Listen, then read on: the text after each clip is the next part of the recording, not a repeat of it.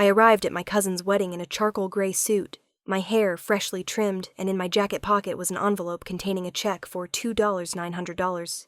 I didn't come with fanfare. I came with the belief that I belonged there as part of the family, as someone who had helped make this day possible. Perhaps that's why I never expected that my own family would dismiss that with a single, casual yet chilling sentence. Aunt Joanne stood at the entrance, a side gate adorned with warm yellow string lights and eucalyptus garlands. In her hand was a clipboard with a neatly printed guest list. As I approached, she looked up at me, then down at the list, scanning for my name. I stated clearly, Julia Owens. She paused for a second, pursed her lips, and tilted the paper as if checking for a printing error. Then, without looking up, she said, "Your evening only." I blinked. "I'm sorry." She looked up this time, her gaze avoiding mine. No reception, no seat. Just here for after the dinner light mingling. Outside the main area. It was a clean cut so sharp I didn't feel the pain immediately. I just stood there, my hands still clutching the envelope in my pocket. Behind Aunt Joanne was the entrance to the outdoor ceremony. I could see long tables draped in white linen candles, flickering quietly in glass jars, handwritten name cards neatly arranged. Inside, people were laughing, clinking glasses, and I, the one who helped pay the deposit for this venue, stood outside the boundary of their celebration. I didn't argue. I didn't get angry. I just nodded and stepped back. One step at a time, my high heels clicked on the tiled path, a hollow sound in the calm afternoon. I returned to my car, opened my phone, and logged into the wedding fund account, the crowdfunding platform I had created 6 months earlier. In its bright interface with cream and blush pink tones, the final balance displayed $6,780. I clicked the button to withdraw it all. No hesitation. No second confirmation needed. My name is Julia. I'm 35, living alone in a quiet apartment in North San Diego, working in financial design for a startup. I have no husband, no kids, no pets, but I have responsibilities, a kind of instinct nurtured from a young age, when my parents began relying on me as the thoughtful daughter. I excelled in school, earned money early, never bothered anyone, and unofficially became the one who kept the family's rhythm going. Nate, my cousin the groom today, once borrowed my car for a summer internship 2 years ago. That Ford Focus, still in my name, is now parked at the wedding venue, plastered with crypto and Jesus stickers. No one asked to return it, nor did they. It became the unspoken exchange in our family. I give, they take, no need for a thank you loop. The wedding fund was my idea. I thought if everyone chipped in, the day would be less burdensome and more meaningful. I set up a Stripe account, created a user-friendly interface, and even designed a logo, together for a dream with a PayPal emblem. Everyone clapped and praised its beauty. I made the first transfer $850, then $750 for photography, $1, $200 for the venue. The planner messaged me privately when the couple forgot to pay on time. I kept every invoice, every receipt. But no one mentioned them, and today when I arrived at the wedding venue as a nameless stranger with no seat, no meal, I realized I wasn't truly part of this family. I was infrastructure. They built on me, but they never invited me in. 40 minutes after clicking to withdraw the funds, the first message popped up in the family group chat. Planner, urgent dessert service canceled. Cannot proceed without immediate payment. Please confirm funding source. Next came a message from my sister Sarah. What did you do? I typed back 2 words, just mingling. Outside the car, the sun was setting. A soft golden light cast shadows on the wedding flowers, swaying gently. I looked at the invitation, still in my purse, pastel pink calligraphy font. The Owens family cordially invites you to celebrate.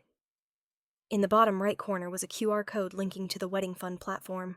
My name wasn't on the official guest list, but I was present in every expense sent my way. I remembered one night, 11:43 p.m., brushing my teeth while transferring $750 for photography. The planner had called frantically because they hadn't paid, risking cancellation. I sent the money without much thought. It happened so often that I nearly lost the concept of consideration. The family called, I answered. They assumed I'd always handle it. When I stopped, the whole system began to shake. Messages poured in. Missed calls from Mom, Aunt Joanne, even Nate. They didn't ask if I was okay. They only asked what happened to the wedding fund. No one said we were wrong. No one mentioned that I was excluded from the reception. All they cared about was the consequence, not the cause. I leaned back in the car seat, opened the window, and let the afternoon breeze in. The scent of freshly cut grass and candles from the wedding drifted over. At that moment, I wasn't angry. I was tired to the point of emptiness. For the first time in years, I saw myself not as the one solely responsible. And that, strangely, wasn't as terrifying as I'd thought. I didn't return to the wedding. I drove straight back to my small apartment. On the way, my phone kept buzzing. 11 missed calls from Sarah. A message from the planner, urgent resolution needed. A string of accusatory texts, but none asked why I did it. This story I know won't end tonight. They'll demand reasons. They'll call me selfish. They'll want me to return and fix things as before. But what they don't know is I changed the moment they called me evening only. I'm Julia. I used to be the one who carried the weight. But from now on, I want to be the one who lives, not the payment mechanism. And if I'm no longer the one responsible, who will fix what's broken? I don't clearly remember who first suggested the wedding fund, but I know I was the only one who actually made it happen. It started one January evening, an email from Mom to the whole family subject line, in all caps, "Let's contribute to Nate and Cassie's special day." Below were a few heartfelt lines, a quote about family bonds, and a list of reference expenses. Flowers, venue, sound, and lighting, photography, cake. My mother is a master at evoking guilt through emails. She never demands outright. She writes as if everything's already agreed upon, that we the family would naturally share the burden for such an important occasion. I read it, sighed, and got to work. I created an online wedding fund platform using Stripe and Wedding Fund user-friendly interface, email confirmations, a QR code for the invitations. I designed a logo, 2 hands clasping above the words, "Together for a Dream," in a gentle script. Pastel colors, payment instructions included. I sent the draft to the family group, receiving 4 heart reacts, a "wow, so pretty" from my cousin, and a private message from Mom. "You're always so good at these things. Thank goodness for you." I wasn't sure whether to feel happy or wary when I heard that. The first contribution was mine. $850. I told myself it was just to kick things off, to set a positive tone, but then no one followed. 3 days, 5 days a week, no new transactions. Meanwhile, Aunt Joanne messaged the group, "The planner needs a 50% venue deposit to secure the date." No one responded. I opened the app again, transferred another $1,200. I wasn't surprised anymore. I just felt a familiar kind of sadness, the kind that comes from always knowing I'd be the one to handle the final step. But sadness didn't stop me from working. Over the next 6 months, the wedding fund morphed from a shared platform into my personal expense ledger. Every time the planner sent a late payment request, I was the first name called. Everyone else. They just appreciated my initiative without asking if I could afford it. Photography, $750. Sound, $450.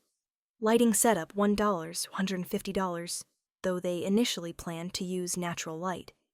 Then there was the walkie-talkie rental, though I couldn't fathom why a wedding needed walkie-talkies. One by one, invoices big and small landed in my inbox as if it were the natural order. At first, someone would tag me with a "Sis, can you check this one?" But after a few months, they didn't even bother writing. The planner sent invoices noting Julia will handle it, and I sadly kept handling it. I didn't protest, not because I was weak, but because I was too used to this rhythm. Carrying the load had become an inseparable part of my identity in the family. I remember when my niece Sarah's daughter called mid-semester, frantic Aunt Julia. "If I don't pay tuition today, they'll drop my classes." No one else in the family had a credit card with enough limit and transfer speed like mine. I confirmed 3 payments, 3 installments of $5,498 without anyone prompting me. Then there was my brother Kyle, who lost his job during the pandemic and moved back to Mom's. I covered his rent for 15 months, $1, $350 each month. No one asked, "Are you okay?" Just promises like, "I'll pay you back when I get a job," and then instead of working, he got a dog. Last March's pool repair was the same. Mom texted, "The backyard looks terrible. Guests will be disappointed for wedding photos." That pool hadn't been used since 2016, but I still sent $100. Because Mom said so, and I always handled it. What I didn't get back wasn't money, it was acknowledgement. One evening I went to Mom's for dinner, an autumn night, with expensive imported salmon on the table, next to a fancy salad Aunt Joanne learned from a YouTube video.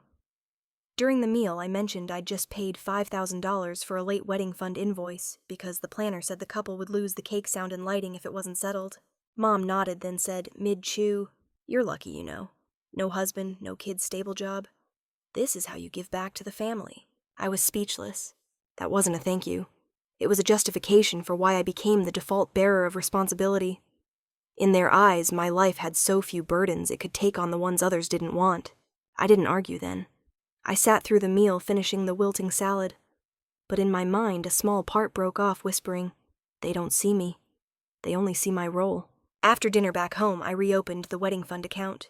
Under users, Sarah, admin, mom, limited access, planner, financial management, me, payment only. I didn't know when I'd been demoted. No one informed me. Someone had changed the password. I only found out because the system prompted a reset via my recovery email. Luckily, it was still mine.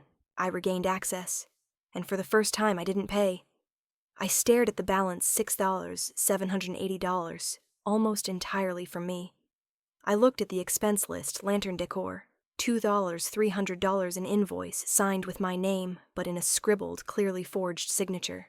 I downloaded everything: receipts, statements, confirmation emails. Each invoice was a mirror reflecting how my family had used my trust as an unspoken entitlement. I didn't send a protest email. I didn't call anyone.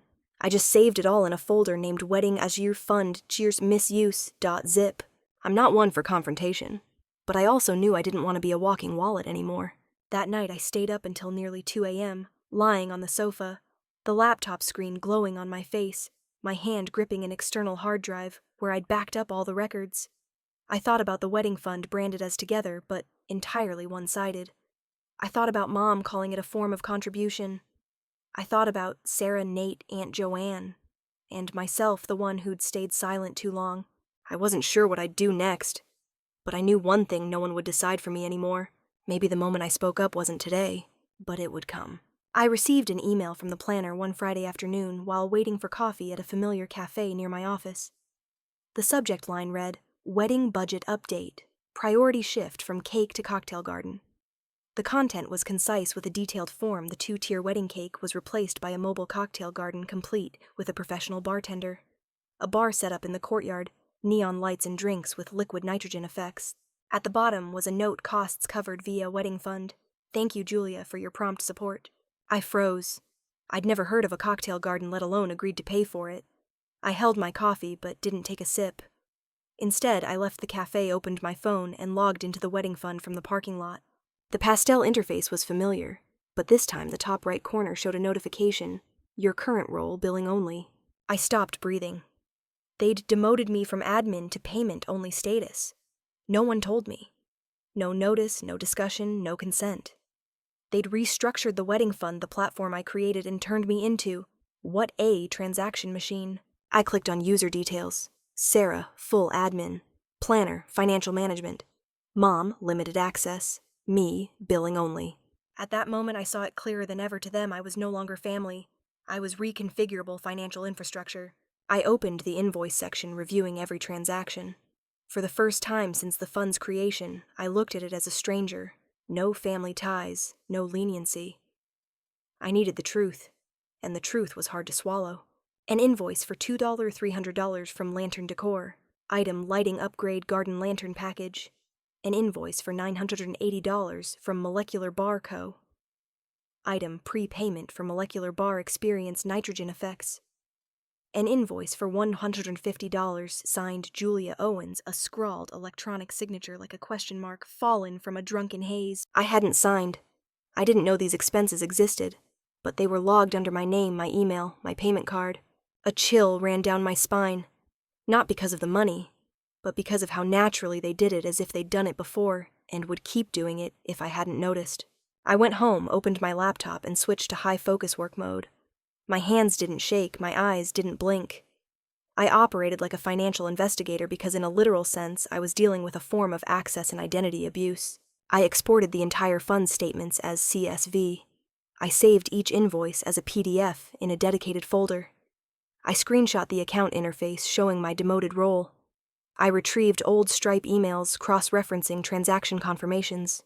Near midnight, I drafted a new email with the subject, "Urgent, Identity Misuse and Unauthorized Spending, Wedding Fund." The content was brief and direct.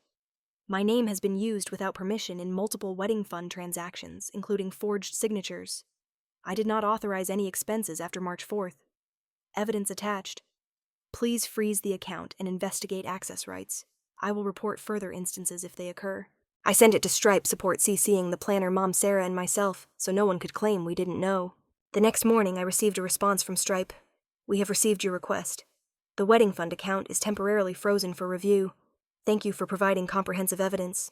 A simple line, but it lightened something in me as if I'd broken an invisible chain that had bound me for years. I didn't feel triumphant. I felt calm. What I'd done wasn't for revenge. It was about reclaiming what was mine, my identity, my trust, and my right to say no. Hours later, my phone started ringing nonstop. Sarah called first, 3 missed calls. Her first message: "If you have a problem, just say it. Don't mess everything up." Then from Mom: "This is just a misunderstanding. You're overreacting." Aunt Joanne texted Julia: "Your actions are affecting the entire event. Can you think about the family for once?" I read it all, but didn't reply.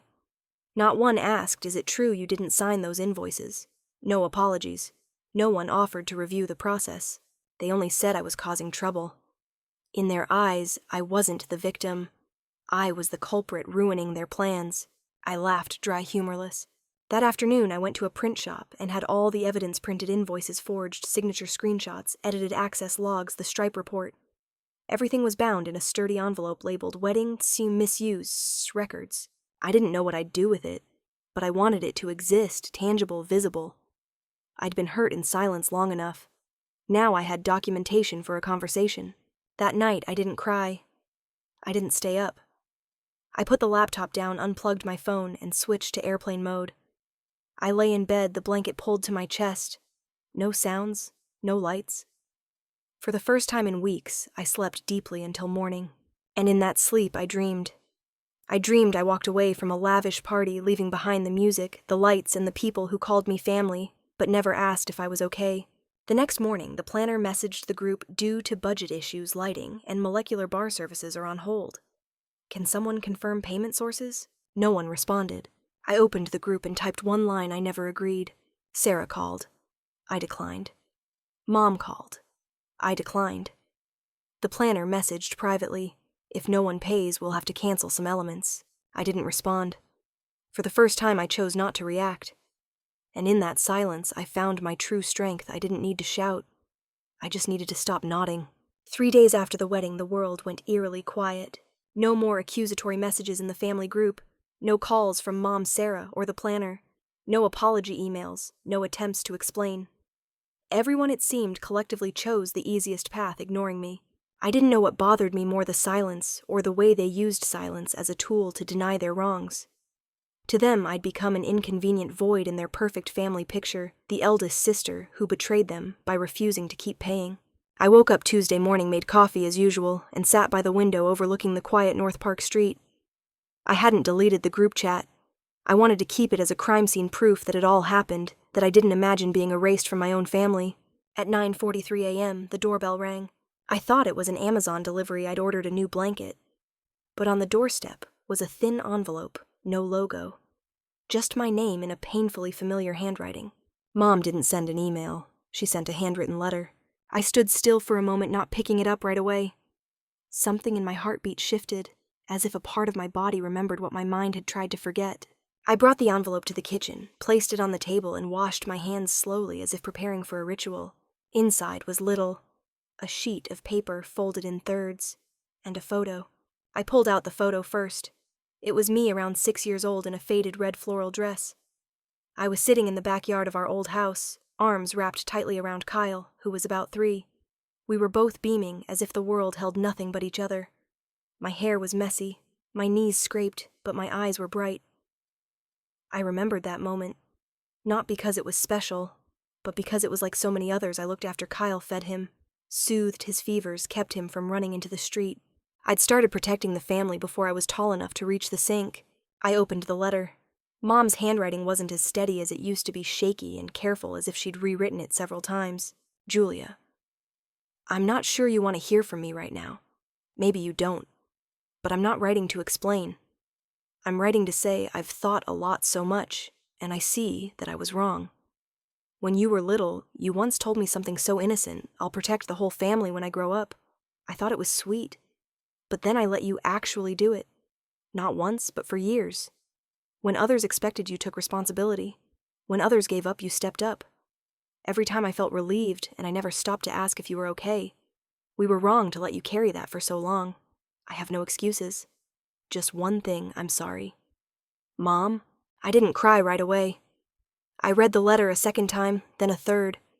I set it down, staring at the final line.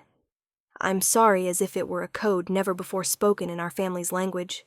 For years I'd been used to dutiful phrases, not acknowledgement. You understand, right? If you can help, just help. You're always the strongest one. But never, we were wrong. That wasn't a sentence Mom often said. It was the sentence of someone who'd stepped back, reflected, and truly saw themselves in others. And that sentence made me cry for the first time in months. I didn't cry out of anger.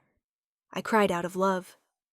Love for myself, the 6-year-old who thought love meant carrying everything. And love for Mom, who finally found a way to say she saw me. The emotions didn't flood like a dam breaking. They came slowly, small, quiet, persistent waves. I paced my apartment, the old photo still in hand like an unclosed memory. I remembered every time I said, okay, I'll handle it, and the feeling afterward, tired, sad, then automatically shut off like a habit. The letter didn't erase the pain, but it did something more valuable. It confirmed that the pain was real, and that I wasn't the only one who saw it. That evening I didn't turn on the TV. I didn't scroll online. I just sat with the papers in front of me thinking about what I'd lost in silence. I recalled Mom's words at that dinner.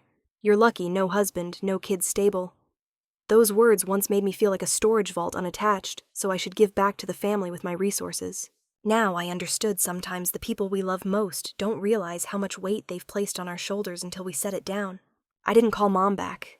I didn't text Sarah. I didn't reopen the family group. I wasn't ready to forgive, and I wasn't obligated to rush. But I opened my email, wrote one line. When everyone's ready to truly listen, I'll be there. But I won't carry the load in silence anymore. Because I'm human too. I didn't expect an immediate reply, and strangely, I didn't need one anymore. I just needed to know for the first time in my life I spoke for myself. Not for a role, not for expectations. As night fell, I placed the old photo on my bedside table. I kept Mom's letter out, not folded, not hidden. It sat there as a small but real testament that change, however fragile, can begin with an apology. I may no longer be the girl in that photo, but I can still learn to protect myself by not protecting others to the point of losing myself. I chose Aileron not for the food. I chose it because they don't take phone reservations, only emails through a private concierge system. I chose it because they don't allow children have no loud music and dislike late guests. I chose Aileron because it's like me now, polite, controlled, and done with artificial noise. 2 weeks after the wedding, I got a text from Aunt Joanne. It'll all pass. We're still family, dear. Why not have a meal together to talk? I read the message, feeling it like a tablecloth thrown over broken dishes. They didn't ask why I left. Didn't mention the fund. Didn't address using my name to forge signatures. Just suggested talking the neutral language my family always used to cover cracks. I agreed. But this time I set terms. Let me treat. A proper dinner. 7 p.m., Saturday at Aileron. The replies came instantly. Oh, you're always so kind. That's our Julia. The whole family will be there. I know you won't let a small thing divide us. I didn't respond to those, because I knew they still didn't understand. And maybe they never would. I arrived 15 minutes early. The sky was darkening the restaurant's lights, reflecting off the bar's mirrored surface.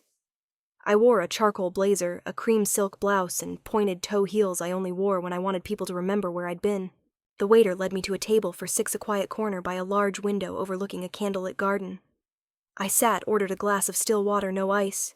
No wine, no appetizers. At 7:01 they arrived. Mom, Sarah, Aunt Joanne, Cousin Nate, and Dad all dressed impeccably, their eyes bright as if this were a long-awaited reunion. I stood, shook hands, lightly smiled politely. We sat.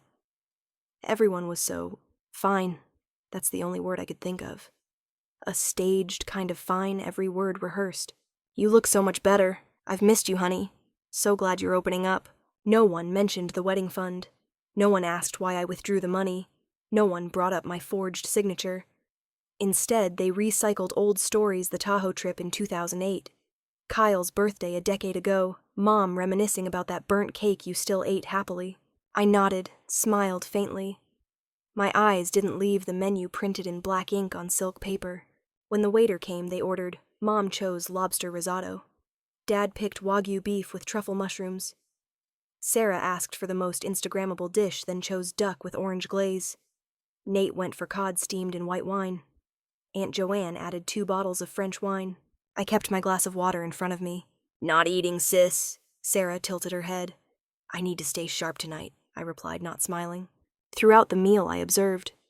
Every story, every nod, every laugh landed perfectly, as if they'd agreed on a script. A script where I was the character who returned, forgave, and let everything slide for the sake of something greater family. But no one noticed I wasn't playing that role anymore. Because that role, the eldest sister who carries, who handles, who stays silent, who understands, died the day they called me evening only and signed my name to a $2 $300 invoice without asking. I think they hoped I'd forget, that an expensive meal could soften the memory, that their silence was enough that I'd patch the tear if no one touched it. But some tears, the more you cover, the more they show.